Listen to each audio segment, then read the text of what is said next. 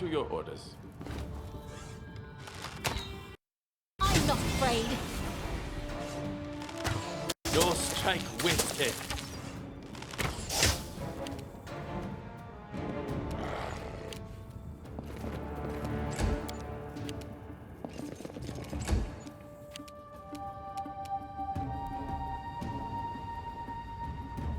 Consider me provoked.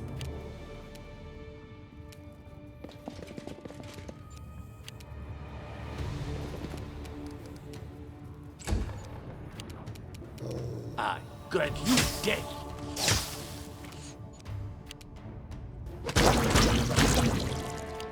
Tear them apart! I'll cut you.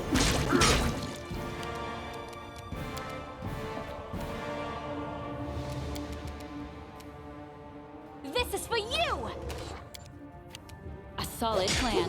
Ha! Repent.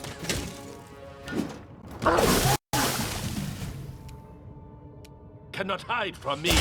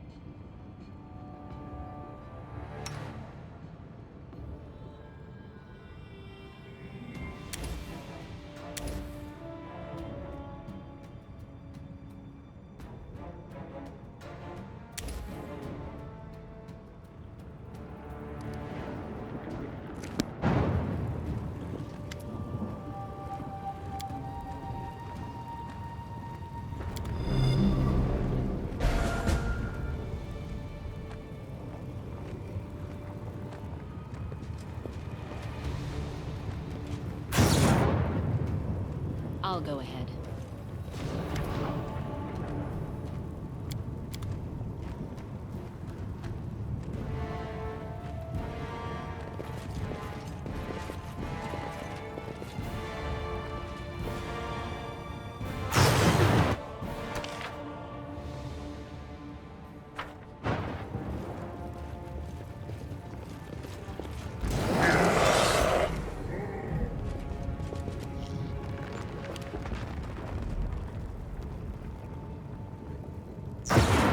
Nowhere to run.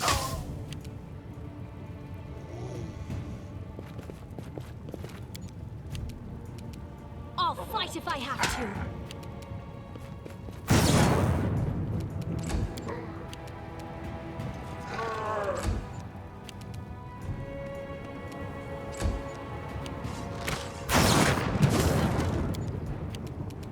Forward.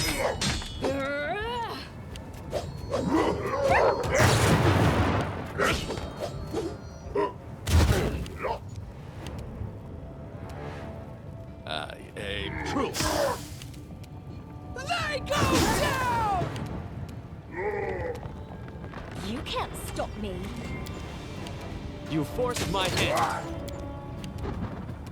Die for me. Let's see what her entrails look like.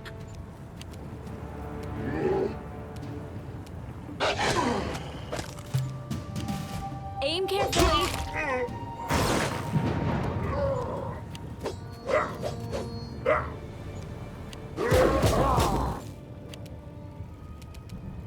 I grant you death.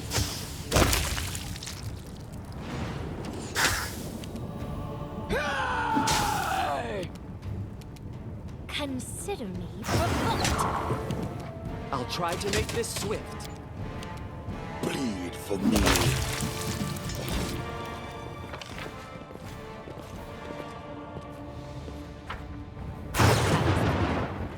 I shall end this suffering. Cannot hide from me. Get yourself exposed. So it's come to this.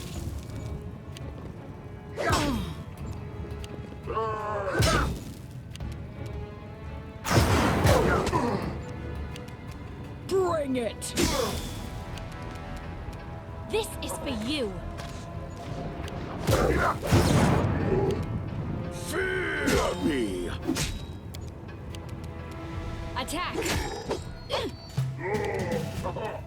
Nowhere to run.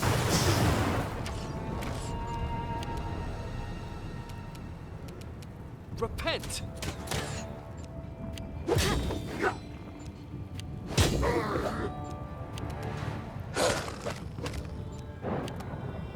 Tear them apart!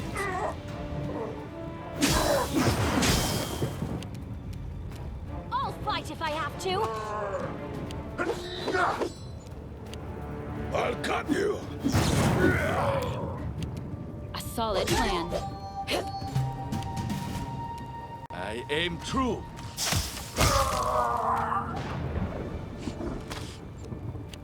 You forced my hand.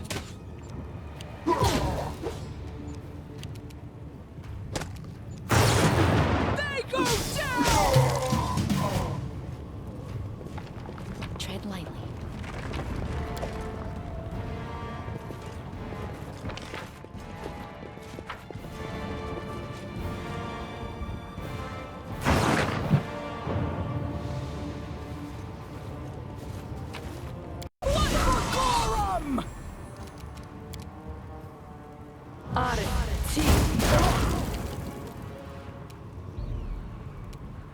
I grant you death. Forwards!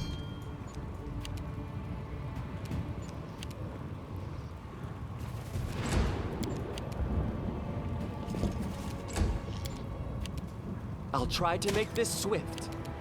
You can't stop me! You think that hurt? Cannot hide from me.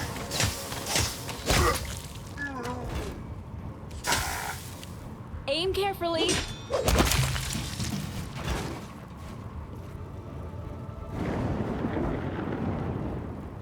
So it's come to this.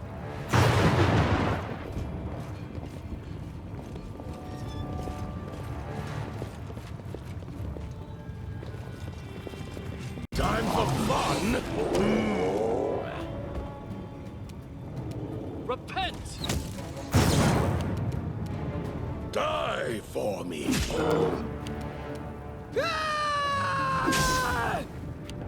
Yeah! Nowhere to run.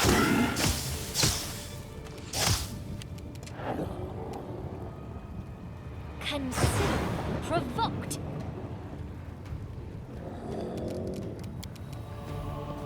Yes.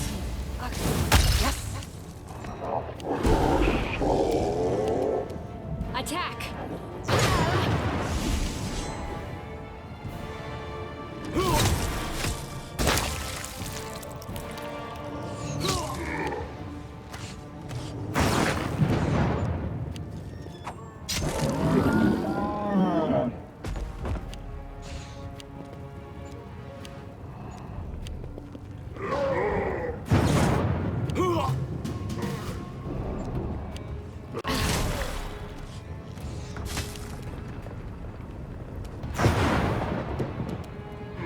You forced my hand. Bleed for me.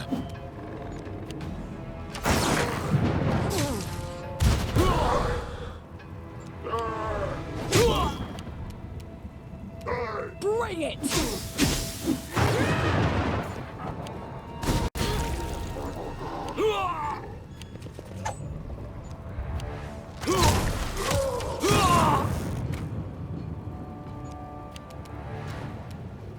I aim true.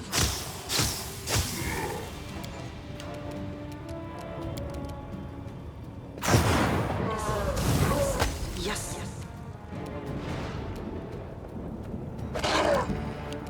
A solid plan.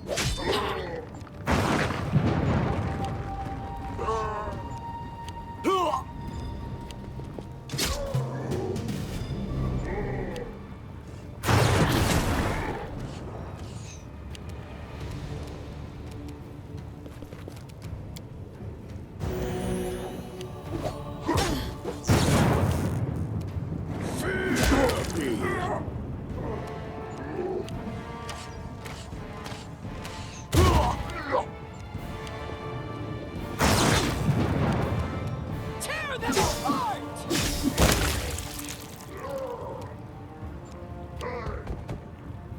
Yeah!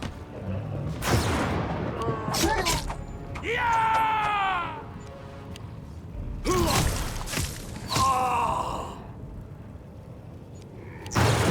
I grant you death.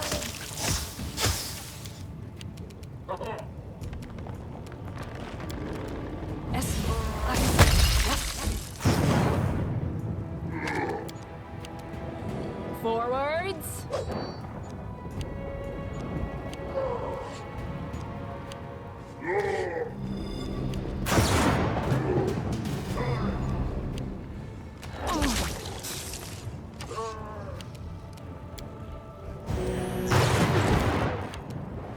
I'll cut you.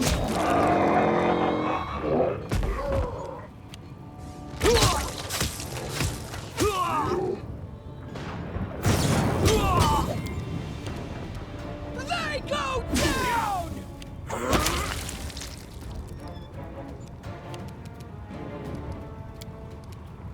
Cannot hide from me.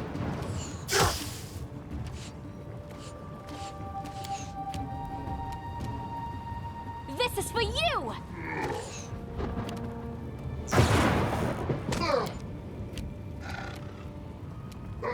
Aim carefully.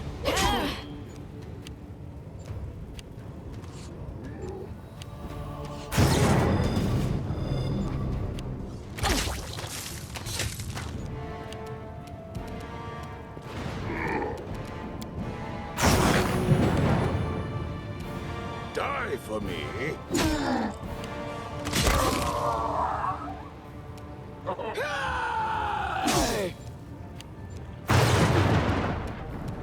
Nowhere to run.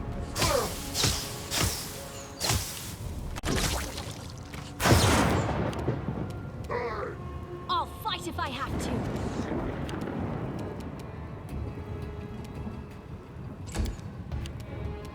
Attack.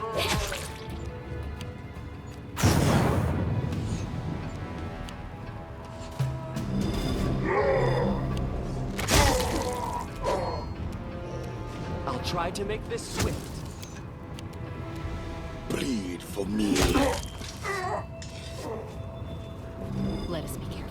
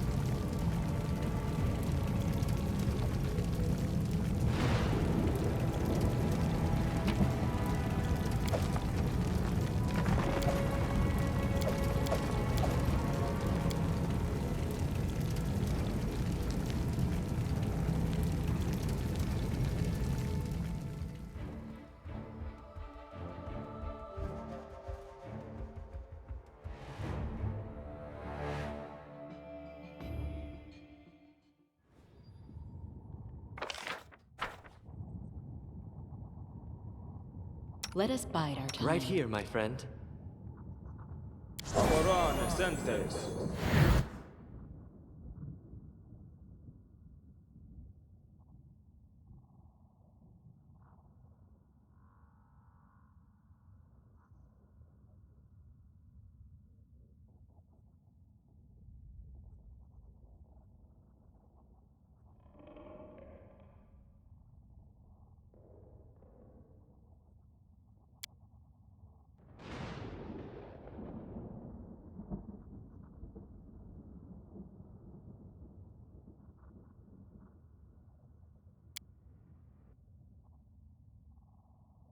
Stagioni Savitur. Stagioni Savitur.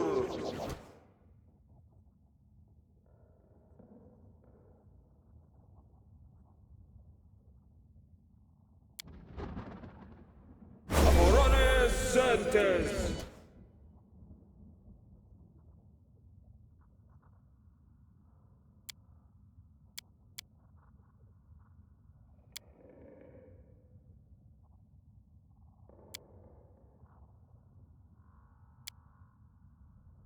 We should move.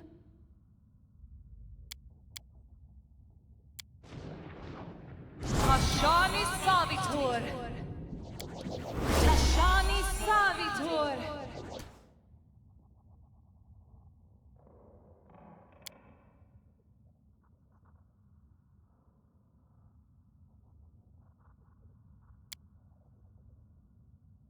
Una Adayana.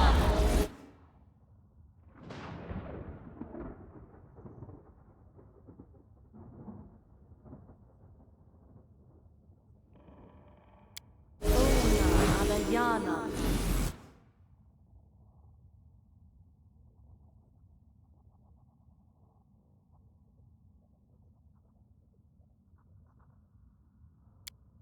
Apurone Sentes.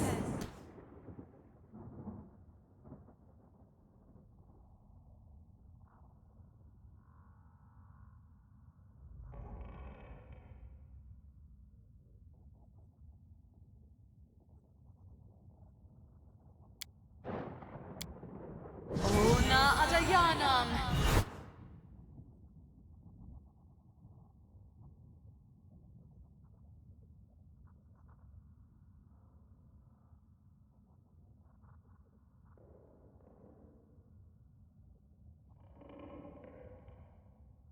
Here!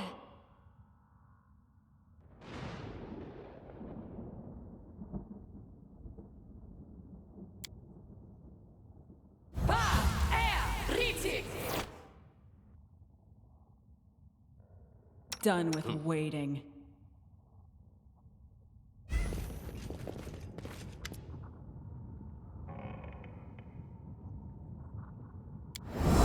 Still hiding behind masks, eldest? Isn't it time you cast them away? Words, words. How little value we attach to them, and how much they truly mean. But I've grown tired of words and prophecies. I will no longer predict chaos and death. Instead, I will show them to you, myself. Oh, yes, the time has come! The time of fate and curses! Finish this quick.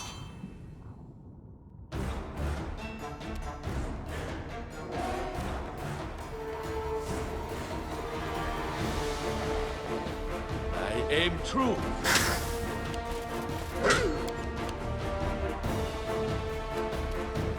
Fear me!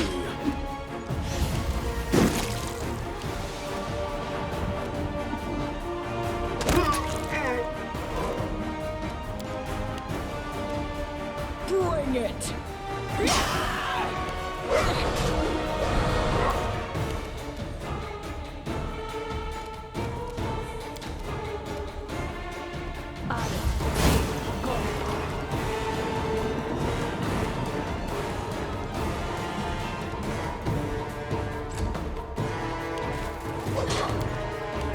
A solid plan.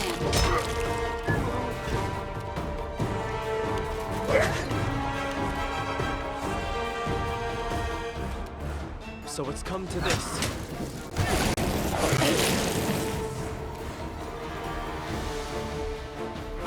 Good, you get.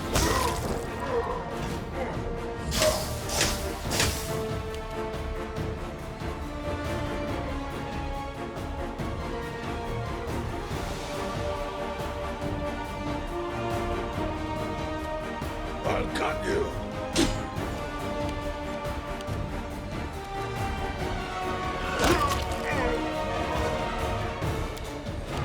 Tear them apart! You can't stop me.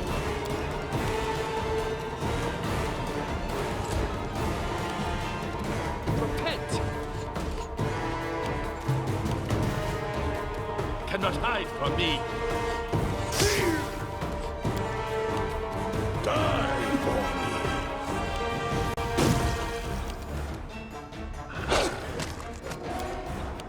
They go down! Consider me provoked. Forwards! You forced my hand.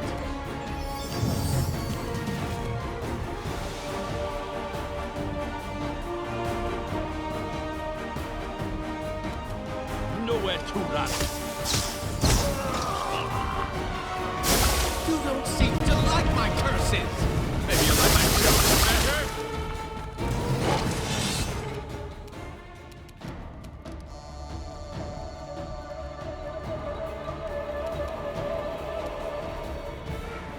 I aim true.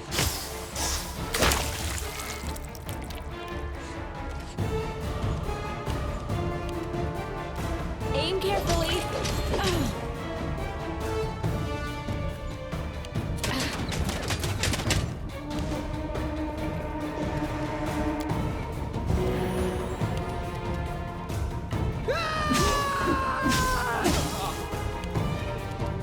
This is for you.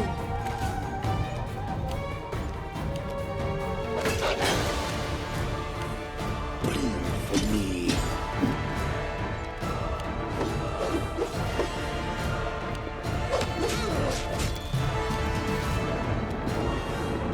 I grant you death.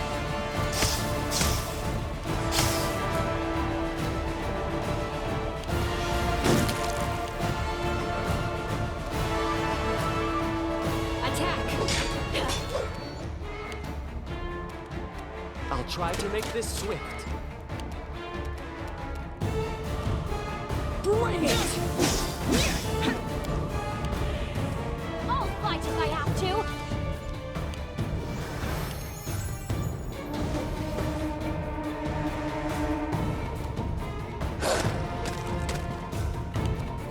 Fear me.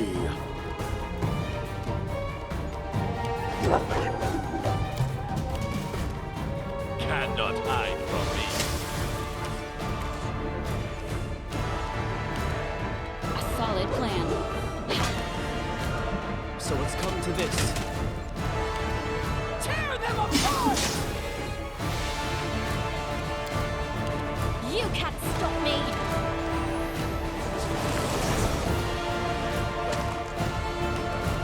I'll cut you.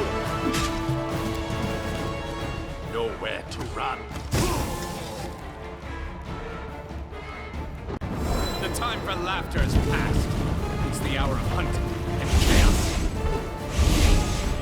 Enemy near.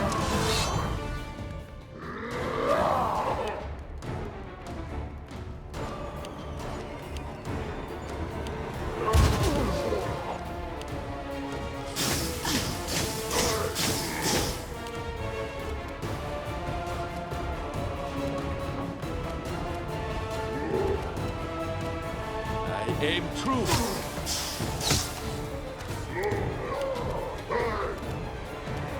Die for me.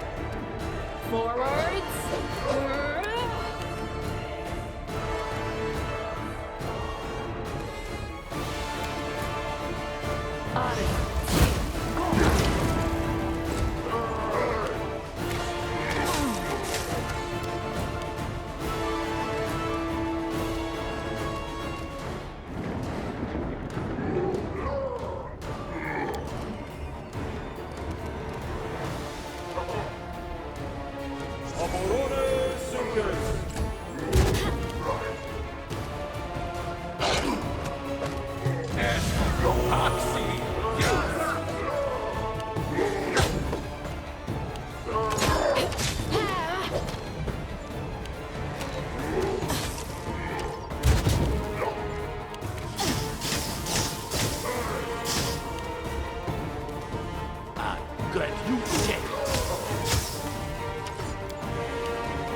Bleed for me.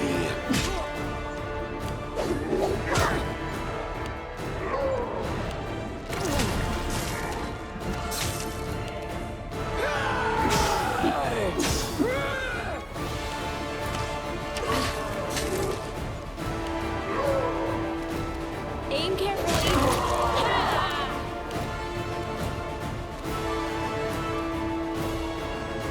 Consider me provoked.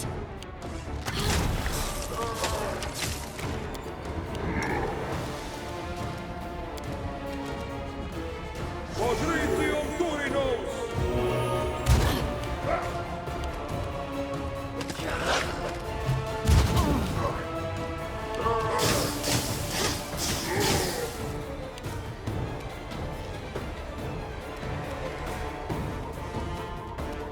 Cannot hide from me.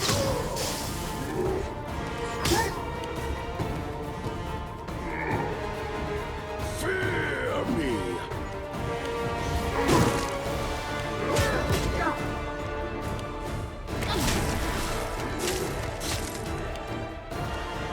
Bring it!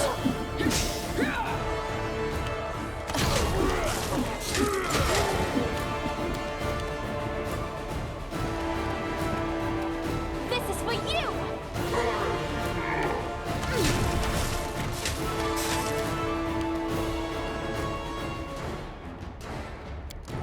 Patritium Turinos!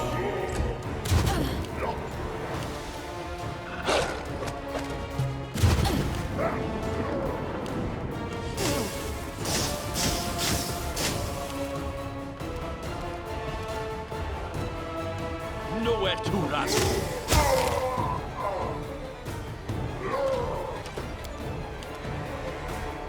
I'll cut you.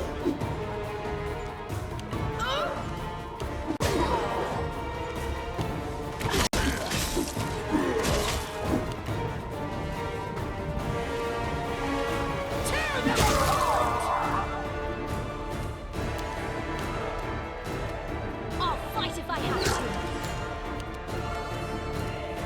Attack! Skills exceed yours.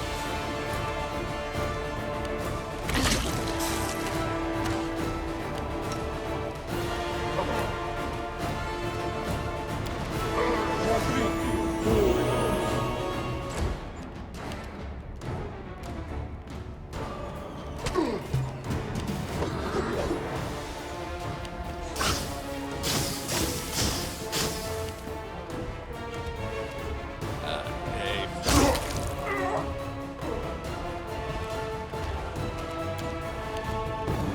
Die for me.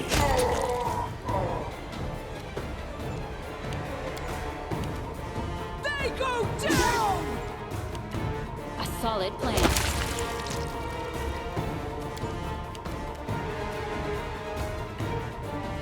You can't stop me. Consider me provoked.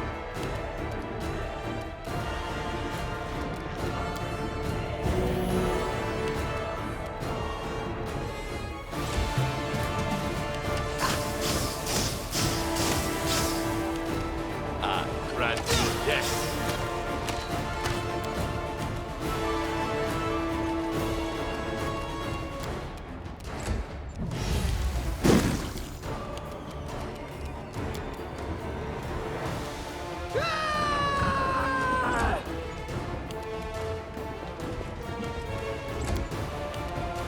This is for you.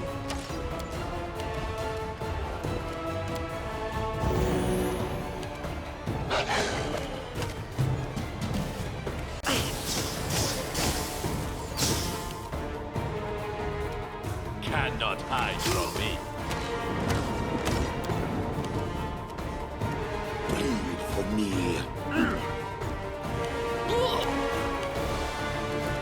Bring it!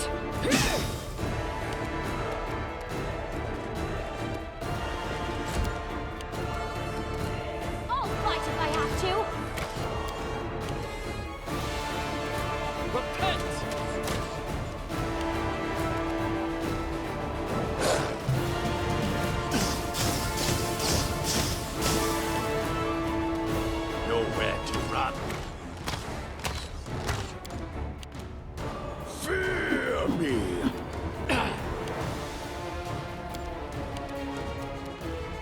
them apart!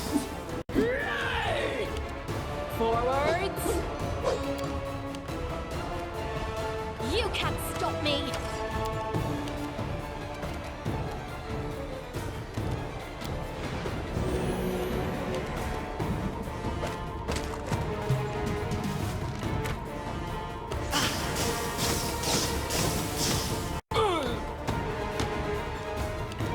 I aim true.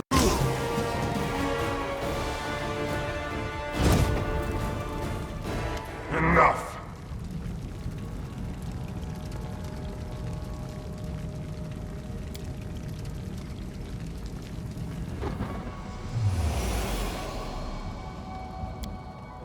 The time for masks is over. You risk challenging an eldest, and I accept the challenge. You will fight not a mere embodiment, but my true essence. This is my essence. I don't need magic or servile monsters to destroy you. Words are enough. Yes, words. I once told you, words spoken in the right time and place possess the power of a storm. You lightheartedly answer that you know what your power and essence are. The desire to help people whose grief touches you. I remember your answer. The world remembers it too. Your answer, your heart, your essence. And now, cursed queen, I'm taking this part of your soul, as I took away Nairisa's ability to love. What you called your essence is yours no more.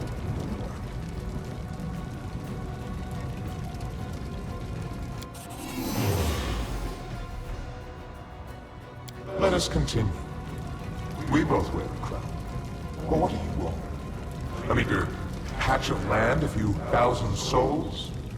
My dominion is chaos and magic, madness and deceit. Your power is nothing compared to mine. And that is why you are helpless before me. You will take my every blow as a divine punishment, as something imminent.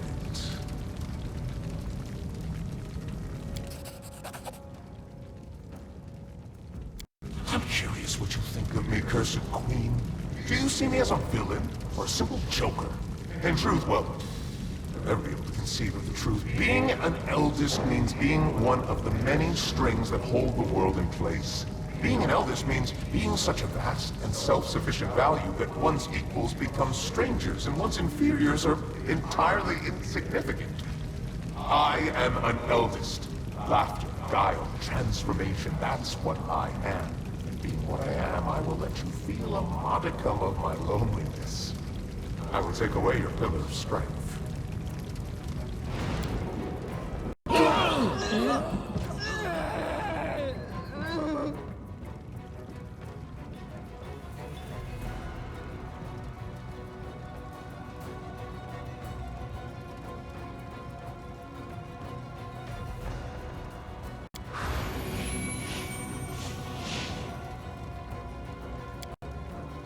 Good. You can play with words. Let us see if you can withstand the heat of my fire. Now is the beginning of the hunt.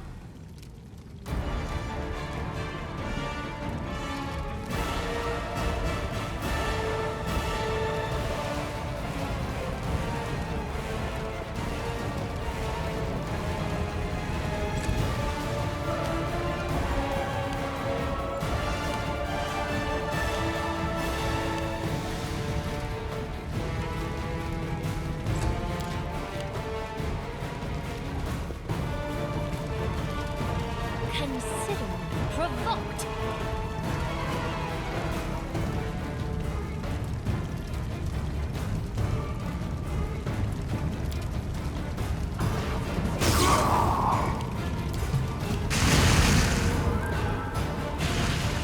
Aim carefully.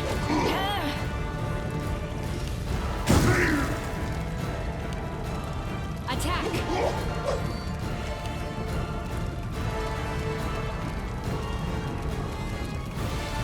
You forced my hand. I'm glad you did.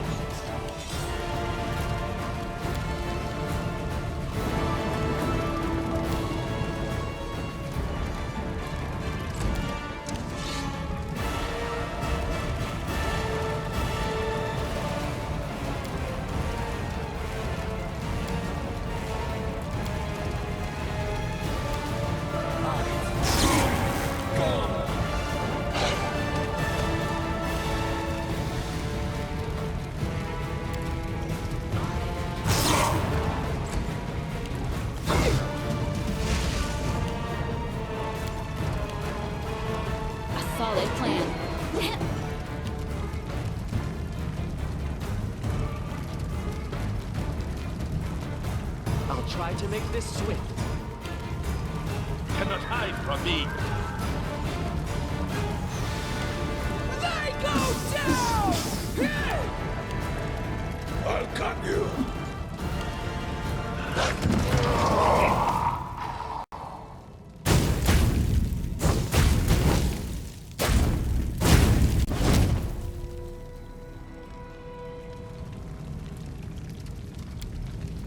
Defeat.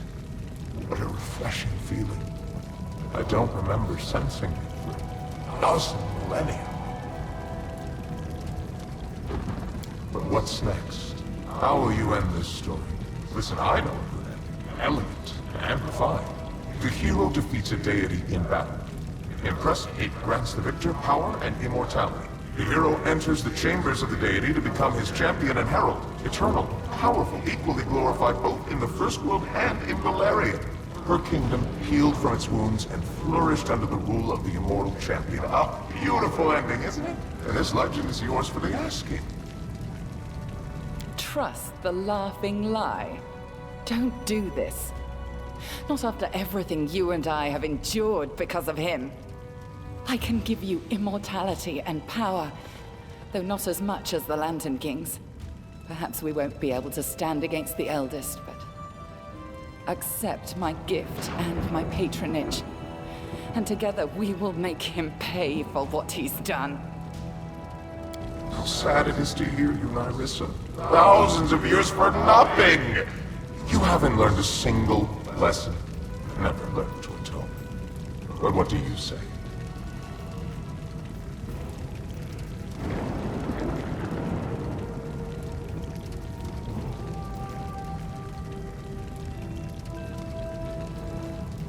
Well, that is easy. I will return your kingdom to Galarian and strengthen its connection to the First World. In their homeland, the Fae can endlessly return to life. I will give to you the same gift. So long as you remain an enclave of the First World, death within its borders will never threaten you. As for the prize, I'm not offering you the position of a servant. Believe it or not, I am lonely. Divine power and immortality are a heavy burden. To accept it means losing all your friends and companions, but you can find allies and reliable assistance. This is what I'm looking for. A herald and a general with whom I can share eternity, and together we'll play 1,000 wonderful pranks and spread our power across the First World and further, much further. What do you think? I can let my misguided protege go wherever she likes. Knowing her, I'm doubtful she will become a humble exile. I won't. I've come too far to go back. It might take me 1,000 years and thousands of deaths, but I will find a way to get back at you, eldest. Even if she betrays our alliance and becomes your puppet. I suggest we do not kneel. We are both cursed, you and I. But so what? The curse can harm you only as much as affliction touches your kingdom. But now, with the eldest wounded and bleeding, his henchmen all slain, I can return your state to the material plane. It will heal its wounds, and so will you. I'll create a bond between you and the First World, granting you immortality. Just as the Lantern King promises. And what role in all this shall I play, trespasser? The role of the vanquished. I know you will hardly accept a defeat, eldest. You may try to attack us again, but we defeated you once. And we will do it again if we must. I'm ready to fight you forever if I have to.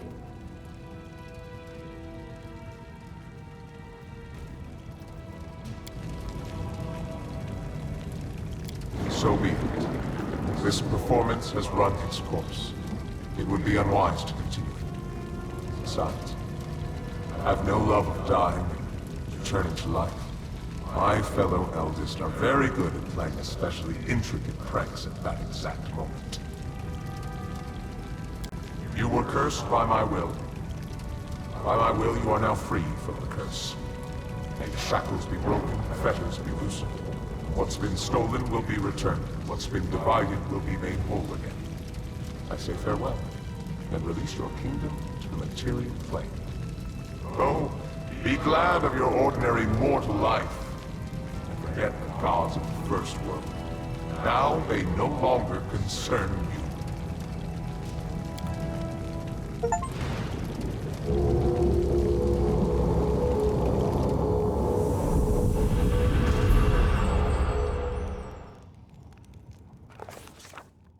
Now that the eldest and other spiteful beings wouldn't be bothering us, the queen returned to her subjects and celebrated the victory and the end of the kingdom's miseries with great fanfare.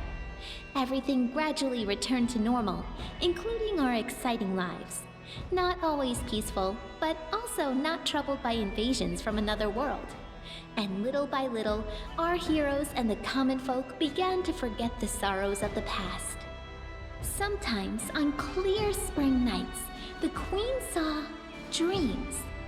In them, the nymph Nairissa, fierce and wounded, battled the Jabberwock, died, and returned to life, again and again and again.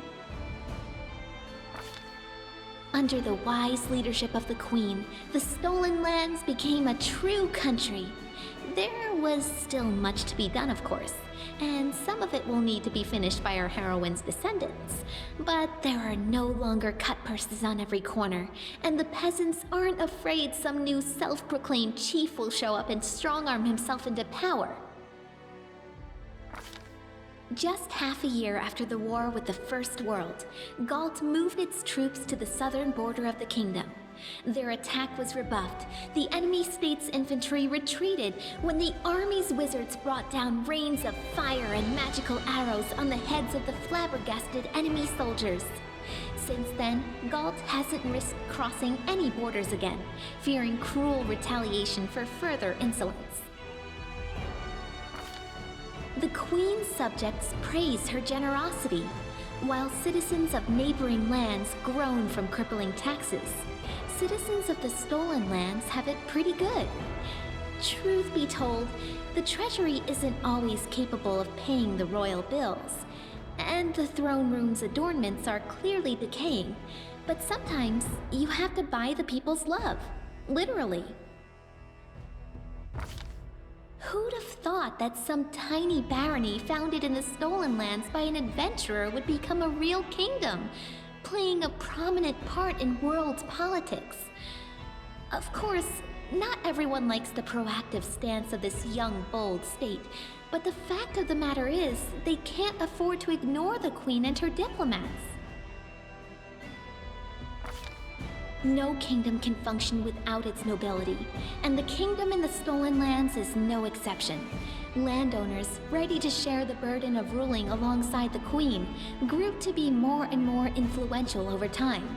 And the more pompous the court balls and receptions held by dukes and baronets became, the more eventful were the lives of the schemers and freeloaders who always live within the shadows of the powerful. The feud between Brevois North and South, which had been smoldering for ages, never sparked the fires of civil war. Through great effort, our queen managed to bring both parties to the negotiating table. While Rostland didn't gain its independence, it did receive wide autonomy rights.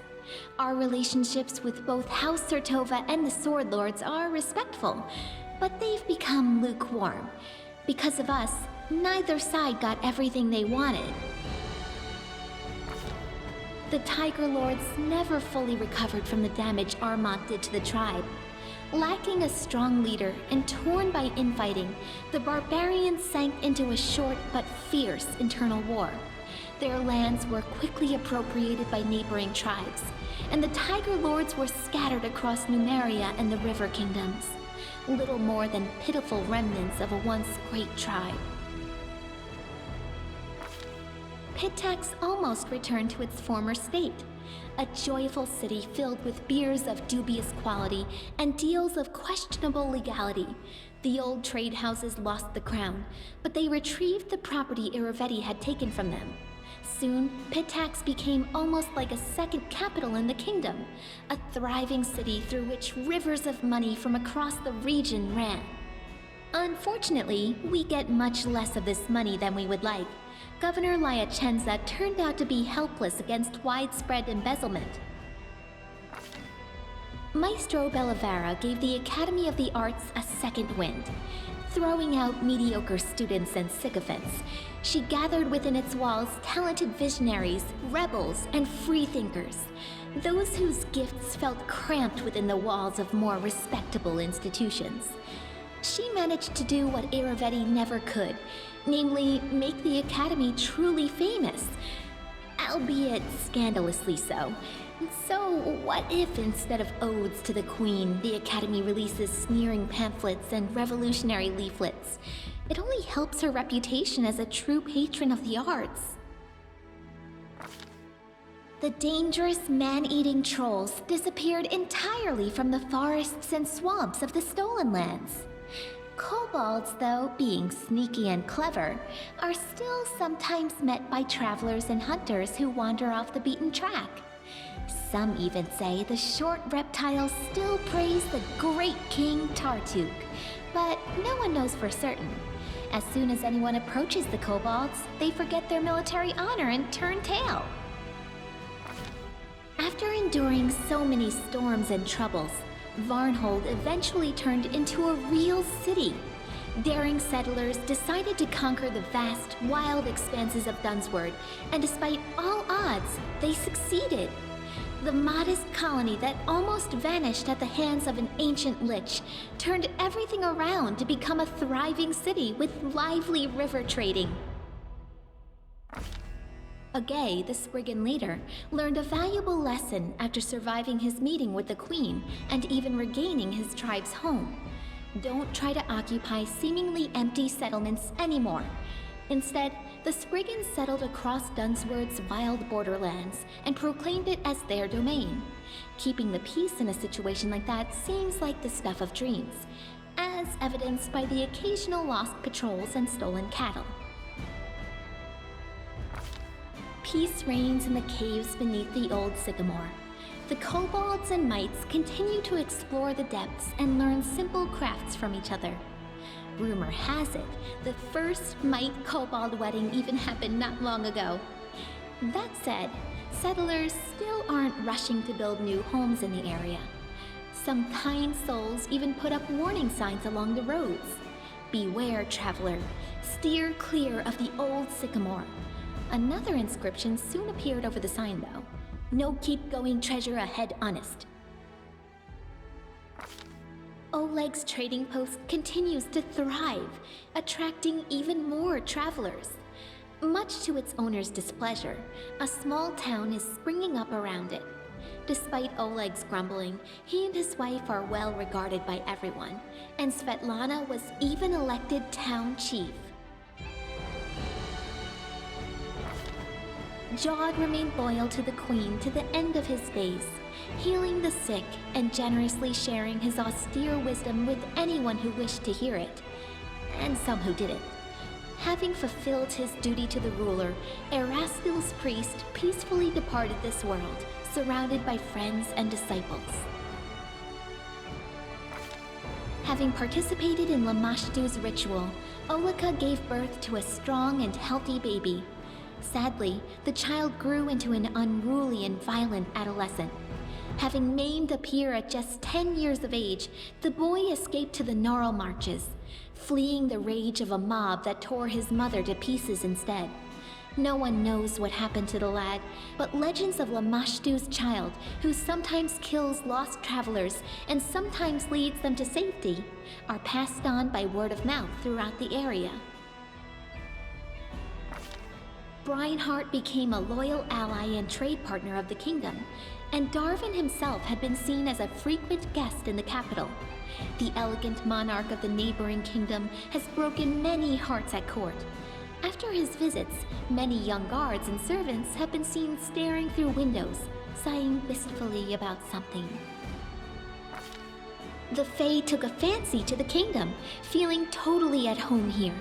They often play various pranks, but they never do any serious harm. Falcos and Teresia managed to restore the magic forest. Once freed of the anger of the scythe tree, people returned to the abandoned village, and it became a haven of friendship between the Fae and ordinary people, just like old times.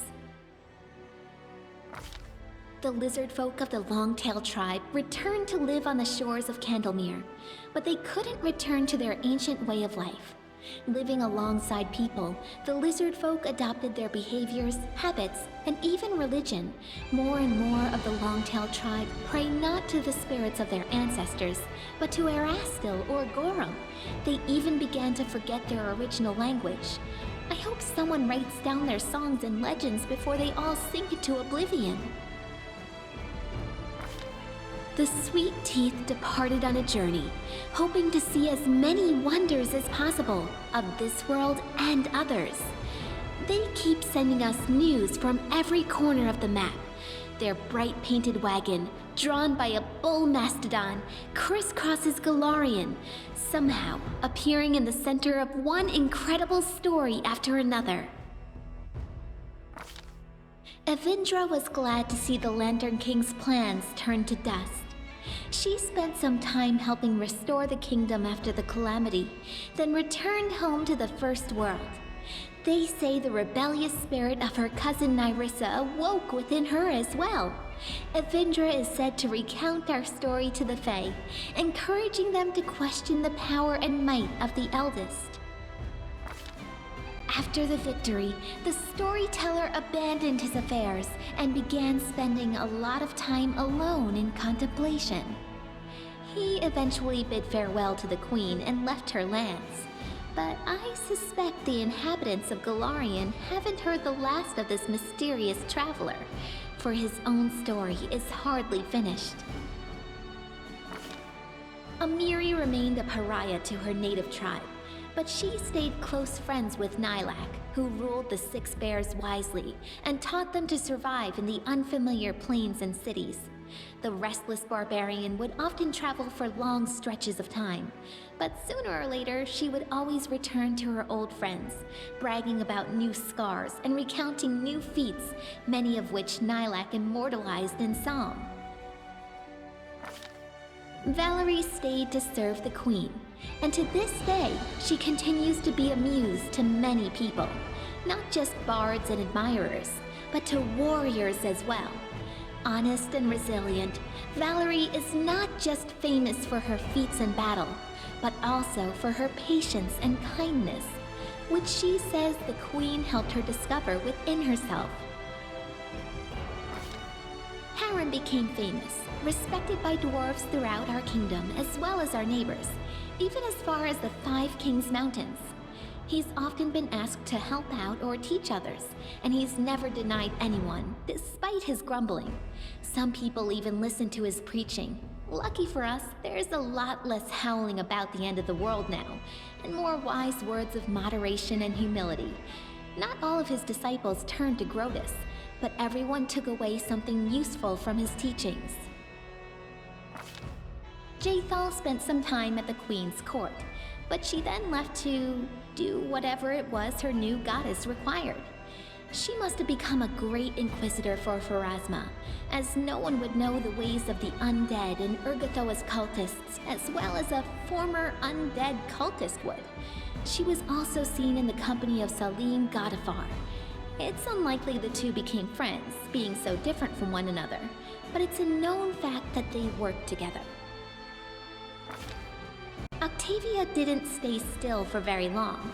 Soon, she and Reg went to Numeria and started a huge slave rebellion there. They didn't manage to destroy the Technic League, but to this day, slaves speak their names with admiration and slavers with terror. Over the course of their journey, the two grew as close as ever, leaving their quarrels and resentments behind. After returning from Numeria, Octavia settled in her mother's house and became the Queen's advisor and loyal companion. Rigongar left for Numeria with Octavia to start a slave rebellion. Over the journey, he really matured and learned to understand others, as well as how to control his anger. After he returned, he took a position in the Queen's court. Being both formidable and charming, he inspired fear in the hearts of some and lust in others. There are even some rumors that he almost talked Octavia into marrying him, and possibly even continuing the Della Fiorni line. After the war ended, Ekin hung his bow on the wall and traded the path of the ranger in for the craft of the carpenter. It may not be the most heroic ending to a tragic story like his, but as Torag is my witness, Ekin's happy with it, as is Alina, who became his wife and is bearing his child. Any baby born into this family will be pretty lucky, since the Queen herself still visits her old friend and will likely become the child's patron. Jubilost returned to the life of a traveling explorer, frequently visiting his favorite kingdom. He said so himself. His famous work studying the First World all opened with a dedication to his longtime companion, the Queen. Another name was also mentioned, Tuzi, my guide and inspiration.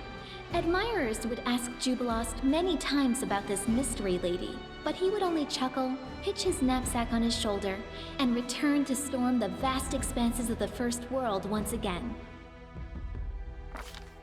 As for Knock Knock, Jester Knock Knock, he continued to be a great source of entertainment for the kingdom, both in and out of the throne room, sometimes even on purpose. His antics in the kingdom had an additional effect. Aside from bringing joy and amusement to the citizens, it also softened the common view of goblins. They even became welcome in the streets of the city, for a time. While he may not have become the hero he envisioned, Knock Knock did find himself and his inner strength thanks to the Queen. If you should ever find yourself in the kingdom, be sure to seek him out. He'll gladly regale you with some new tale of adventure, one that will surely make you smile, whether our foolhardy, clumsy, well-intentioned goblin means to or not. Kalika remained in the kingdom, though her desire to witness the world's wonders keeps driving her to take long journeys. But when she is home, she spends much of her spare time with her sister. They don't quarrel anymore, and have stopped dragging each other into trouble. Canera settled down in the capital and became a very busy entrepreneur. It seems as though every hour is planned, meeting with rich merchants or inventors whose work she's promoting. But on her way home, she never fails to stop at the market to personally buy some sweets for her sister. Between Canera's business sense and Kalika's charm, they founded and successfully run not one, but 3 organizations: a trading house, a shelter for tiefling children, and a school of magic devoted to Nethys. Beyond the many advisors and companions, there was always someone else near the Queen, a faithful true love, who devoted his worldly life to the one he cherished with all his heart. Wherever the Queen went, whatever trials fell upon her, Tristan was always near, ready to support and protect his chosen one. And no wonder, soon after the war ended, the Queen and Tristan took their wedding vows. And though Tristan never claimed any power over the kingdom, his common sense and kindness always played a part in the Queen's decisions. As for myself, the author of this book, Lindsay, who never chose a pretty nickname, I stayed here, within my own book, to watch what happens in the kingdom and one day write this epilogue. I hope, O honored reader, that you learned something important from this story, or at least were entertained by it. And now that it's concluded, I have only to set the final period and go silent forever.